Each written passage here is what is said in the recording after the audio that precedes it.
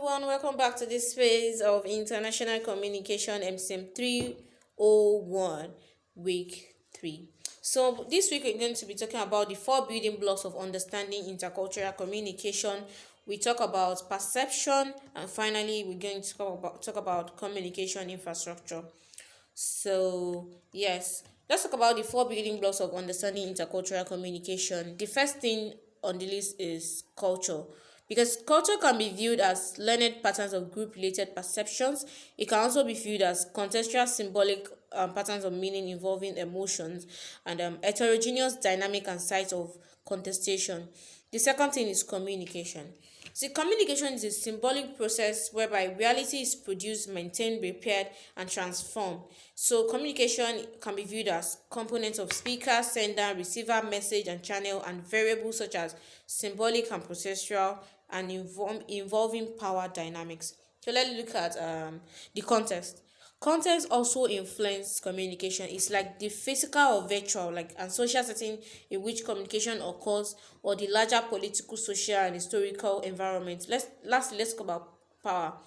Power is pervasive, like it plays an enormous, although sometimes hidden role in intercultural communication. So, culture, communication, context, and power are the 4 building blocks of understanding intercultural communication among people. So, another thing on the list is perception. And perception, there are 3 processes of having perception about our environment. And number 1 is sensation.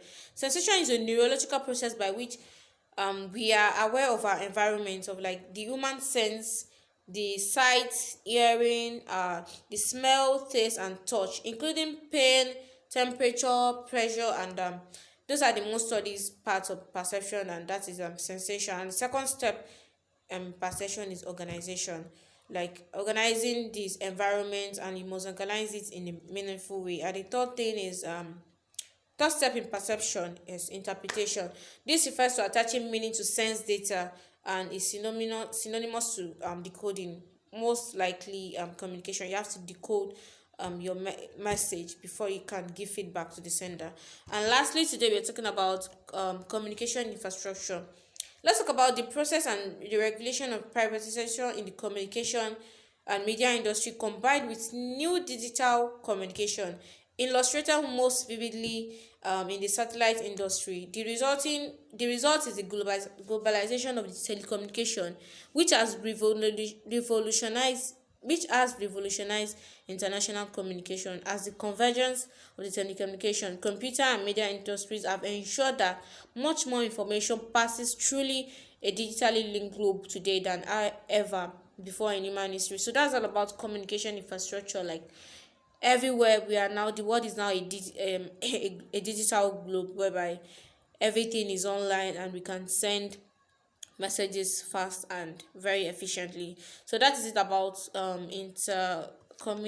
what is that, international communication week 3. And next week we're going to talk about a more interesting topic. So stay tuned, subscribe, and let's continue on this beautiful education journey. See you soon. Bye. Later.